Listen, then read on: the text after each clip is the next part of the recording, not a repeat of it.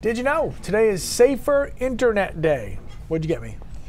No, I don't think this is a gift-giving holiday. It's a campaign that is celebrated all around the world, though. The gift is of knowledge, I guess. Safer Internet Day started 16 years ago as a way of reminding adults and children about protecting themselves and using the internet responsibly. It's been trending all day on Twitter, with many big-name companies taking to social media, reminding users how to stay safe. But it turns out internet safety is much more about having a good password, much more than just that. It's about protecting yourself and your kids mentally and emotionally. Cameron O'Brien in the studio to explain it all to us. What's up, Kim? Hey guys, absolutely. Internet Safety Day sparking conversations about the norms of the internet and how sometimes it seeps into real life in an unhealthy way. So I talked to a family and couples therapist, Hannah Casalonis. She's here with me about the mental health side of the internet and why communication between parents and kids is key. So Hannah's here. If you have questions for her, now is the time to jot them down on Facebook Live. She'll answer questions like, how do you communicate better about the internet? How can I form that bond?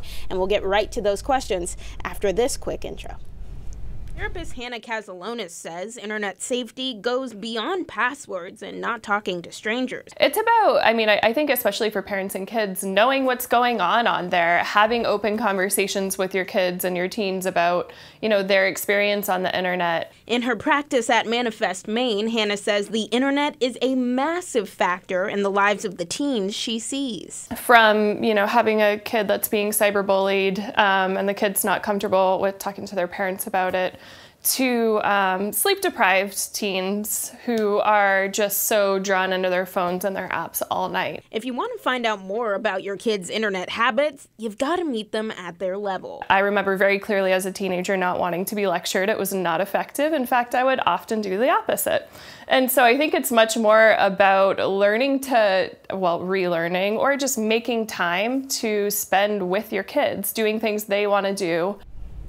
So Hannah has been so gracious to come in and answer some questions. Hannah, my first question would be, okay, so how do I get on their level? I don't know much about Snapchat. I don't know much about Instagram, and I don't want to try and pull them out of that because they might shut down, right? They're teenagers. Yeah. So what's a good way to try and connect? Yeah, I think that's going to start from not lecturing. Nobody wants to hear what they should do all the time.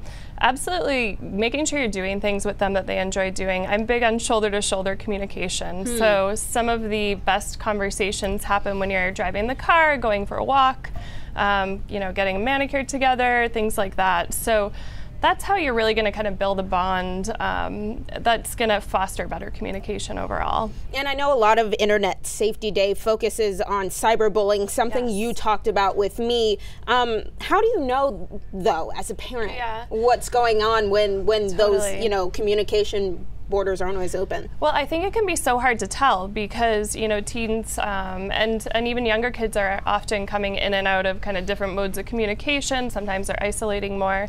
And so, being really kind of taking note of how your kid is, if they're withdrawing a lot, if they're seeming sad, and just initiating conversation around that. Right. And then my last question really quickly would be, what's a good way outside of the realm of the internet or social media to connect with the kid that doesn't seem forced or, something that they'd enjoy doing too? Yeah, well, I think that's exactly what it is. Do what they want to do, right? So don't take them necessarily to work with you or to run a bunch of errands with you. Maybe their thing is like internet gaming. So learn how to play their game, right? And they might seem annoyed at first, but they're probably actually going to be glad that you're taking interest in what they're doing. Maybe it's going to like their favorite show with them or something like that. So learning how to bond with what they want to do. Awesome. So Hannah's going to stick around in the Facebook in the break, and she's going to be in the Facebook comments answering any questions that you might have. So make sure you get them in. It's free therapy, y'all. Hey. I got a lot of questions for Hannah. Right to legal work. We have to hurry up and get to commercial so I can talk to Hannah. I'm not surprised. Thank you.